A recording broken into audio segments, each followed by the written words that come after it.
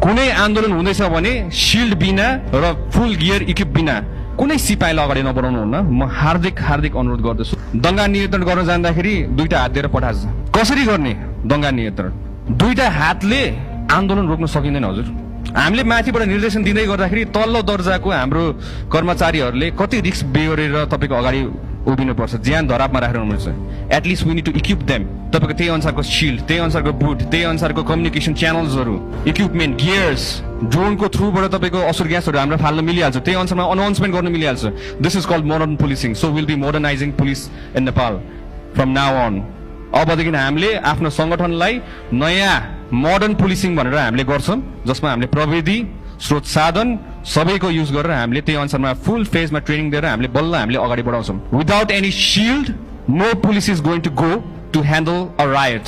धेरै अप्ठ्यारो नमान्नु, मसँग अप्ठ्यारो मान्नुपर्ने जरुरत छैन। निर्धक्क भएर मसँग तपाईँ कुरा गर्न आउनु सक्नुहुन्छ।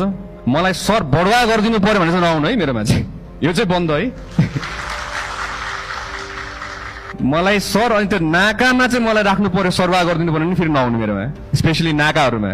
यो पनि मेरो ठाउँमा नआउनु होला, किनभने त्यहाँ चाहिँ सरवा हुँदैन, तपाईँ अर्कै ठाउँमा सरवा हुन्छ डेफिनेटली चाहिँ हो। त्यही भएर तपाईँले अबदेखि ढोका ढकढक्न, कसैको ढोका ढकढक्न पर्दैन। तपाईँ मेरो ढोका ढकढक्न आउनुहुन्छ भने मेरोमा चाहिँ ढोका ढकढक्दाखेरि सर मलाई समस्या पर्यो मात्र भनेर भन्दिनु, यति मात्रै भन्दिनु। म तपाईँको हरेक प्रहरीको लागि म तपाईँको आफ्नै समस्या जस्तो बुझेर म कुद्नेवाला छु, लिन्छु र म त्यसलाई समाधान गर्न भरपुर प्रयास पनि गर्नेवाला छु। 201 रुपियाँमा एउटा मोमो, एक प्लेट मोमो आउँदैन। तपाईँले कसरी प्रहरीको न्युट्रिसनमा उयो गर्नु भएको छ? के गर्नु भएको? यो कसरी गर्नु भएको? किन नबोल्नु भएको? किन नगर्नु भएको? 201 रुपियाँ छ न्युट्रिसनको, जबकि हाम्रो प्रहरी एभ्री डे खट्नुपर्छ, दिन रात नभनिकन बुट 24 घण्टा लाउनु पर्छ। कसरी हुन्छ यो? यसको लागि तपाईँ फाइल अगाडि बनाउनुहोस् भनेर हामीले बार बार ताकेता गरेर मन्त्रालय धेरैचोटि धाएर, मेरो विचारमा अहिले हाम्रो आइजिपी साहब, दानबहादुर आइजिपी साहब, thank you so much for your initiation. अनि सचिवज्यूलाई पनि धेरै धेरै धन्यवाद भन्न चाहन्छु। यो अहिले हाम्रो पास भइसकेको छ र यसलाई कार्यान्वयन तहमा लानलाई हामी एकदमै तयार छौँ, गर्छौँ पनि। प्रहरीको पोसाक अबदेखि हामी आफै बनाउँछौँ, आफ्नै फ्याक्ट्री।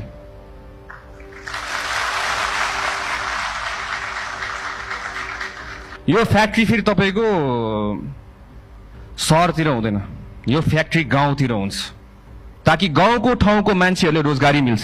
हामीले चाहेको जस्तो नि भयो, प्रहरीको आफ्नै फ्याक्ट्री पनि भयो। बाहिरको विदेशको हेर्दाखेरि तपाईँले प्रहरीको लुगा हेर्दाखेरि ओहो अहिले नै क्रिमिनललाई पक्रिन्छ कि क्या हो भन्ने टाइपको लुगा हुन्छ।